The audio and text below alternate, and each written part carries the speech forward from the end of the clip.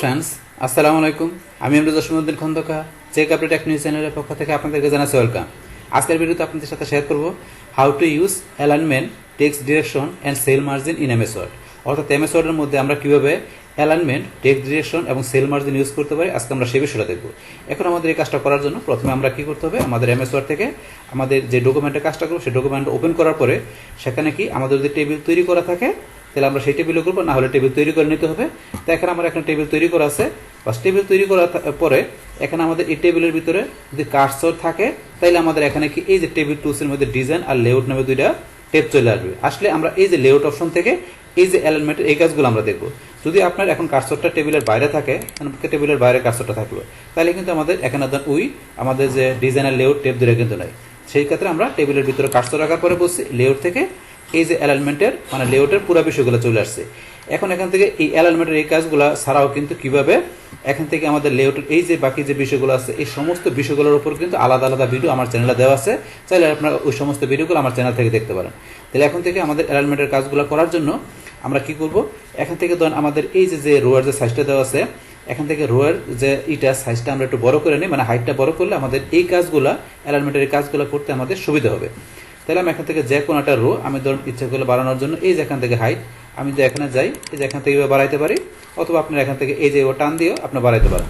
বাস বাড়ানোর পরে এখন আমরা কি করব, পুরো টেবিলটা আমরা সিলেক্ট করে আমরা যদি এখান থেকে যে ডিস্ট্রিবিউট রো, আমরা ডিস্ট্রিবিউট রোতে ক্লিক করলাম, তাহলে ধরুন আমাদের কি হলো, সবগুলা আমাদের রোয়ার সাইজ একটা সমান হয়ে গেল।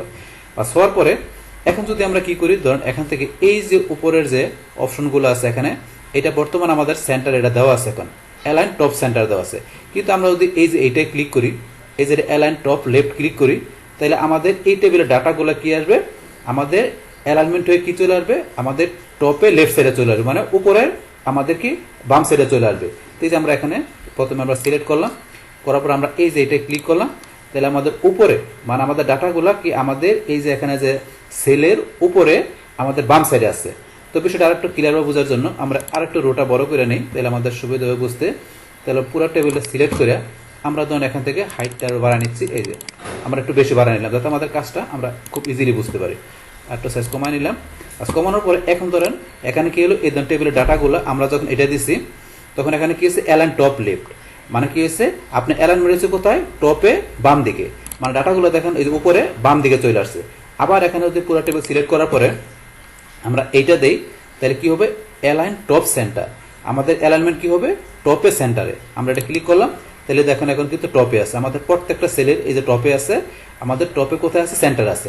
আবার যদি আমি এখন এইটা দেই তাহলে দেখবেন কি হবে, টপ রাইট দিকে আসবে। এটা আমি ক্লিক করলাম, তাহলে আমাদের প্রত্যেকটা সেলের উপরে ডাটা আছে এবং রাইট সাইডে আছে। এটা কিন্তু আমাদের এই বিষয়গুলো। এখন তারপরে যদি আমরা এই যে এই দিকে আসি, এটা কি লেখা আছে এখানে, অ্যালাইন সেন্টার লেফট।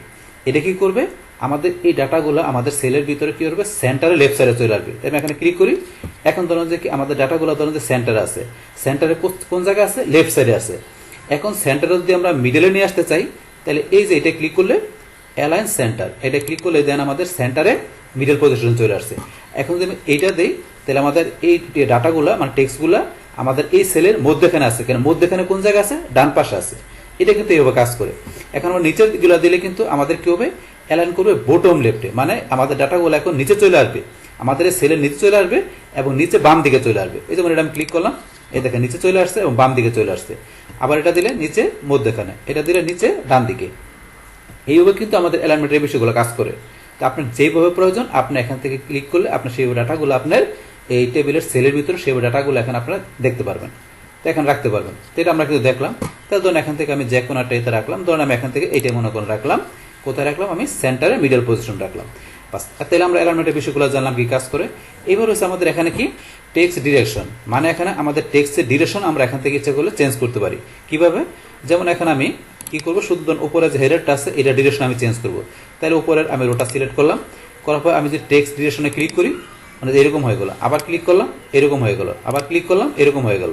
আবার পুরো টেবিলের টেক্সটগুলো করার জন্য পুরো টেবিল সিলেক্ট করে টেক্সট ডিরেকশন দিলাম, এই দেন পুরো টেবিলের ডাটাগুলো হয়ে গেল। তো এই যে এরকম হয়ে গেছে, আবার এখানে ক্লিক করলাম এরকম, আবার ক্লিক করলাম, বাস আগের মতো হয়ে গেল। এইভাবে কিন্তু আমরা আমাদের টেক্সটের যে ডিরেকশন আমরা চেঞ্জ করতে পারি। এখানে ক্লিক করলে আপনার ডিরেকশনটা চেঞ্জ হবে। বাস, তারপর এখানে আমাদের লাস্টে দেওয়া আছে কি সেল মার্জিন। আমাদের এখানে এই যে প্রত্যেকটা সেলের এখানে কি আমাদের এই যে ডাটাটা দেওয়া আছে এটার কিন্তু ধরেন যে এখন বর্তমানে এইভাবে দেওয়া আছে। এখন যদি মনে করেন আপনি এখান থেকে যে এটার মার্জিনটা যেটা আপনার বাম দিয়ে কতটুকু থাকবে, ডান দিয়ে কতটুকু, উপরে কতটুকু, নিচে কতটুকু, সেই সেলের মার্জিনটা কিন্তু ইচ্ছা করলে আপনি এখান থেকে সেট করে দিতে পারেন। আপনি করতে গেলে তাহলে ধরুন আপনি কতটুকু করবেন সেটা আপনি ধরেন সিলেক্ট করে নিতে পারেন। আপনি যদি চান যে কয়েকটা সেলে করবেন এবার সিলেক্ট করে নিতে পারেন, অথবা আপনার যে পুরো টেবিলের সেলের মধ্যে করে চান তাহলে পুরো টেবিলটা সিলেক্ট করে নেবেন। করার পর আমরা সেল মার্জিনে যাই, যার পরে ধরুন এই যে এখানে টেবিল অপশনের মধ্যে এখানে এই যে ডিফল্ট সেল মার্জিন এটা দেওয়া আছে 00 টপ বটম আর লেফটে রাইটে এরকম দেওয়া আছে, এটা ডিফল্ট দেওয়া আছে। এখন আপনি নিজের মতো করে এখানে আপনি কমায় বাড়িয়ে নিতে পারেন।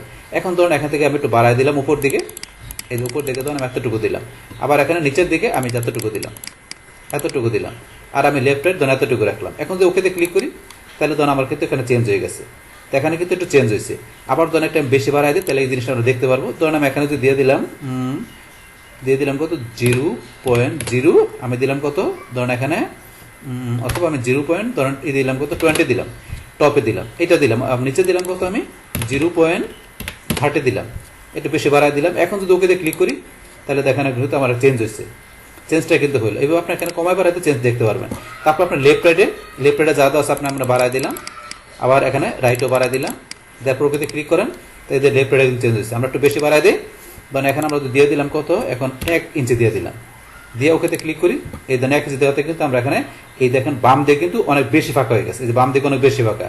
সেম ভাবে এখানে আপনার রাইট সাইডে বাড়াই দিলাম, আমরা ধরেন 1 ইঞ্চি দিলাম, ওকেতে ক্লিক করি, এই ধরুন ডান দিকে 1 ইঞ্চি ফাঁকা হয়ে গেছে, মানে বেশি বাড়াই দিলে কিন্তু জিনিসটা আমরা বেশি ভাবে দেখতে পারতেছি যে এখানে অনেক বেশি বাইরে গেছে বাম দিকে ডান দিকে।